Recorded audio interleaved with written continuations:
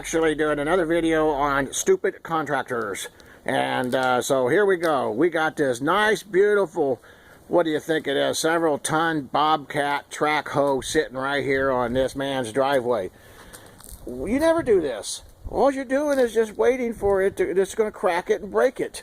Put it on plywood, put it on some rocks, do something. But you do not run these across.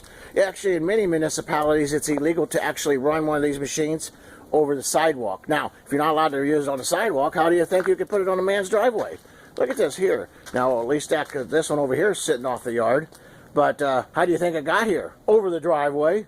This is, I think we're going to start doing videos of most stupidest contractor awards. And, because we got some good ones going here right now. Anyway, folks, enjoy the video. Hope you learned something. If you're looking for a good, the highest quality and company of construction quality verification, home inspections, give us a call. Thank you, and have a great day.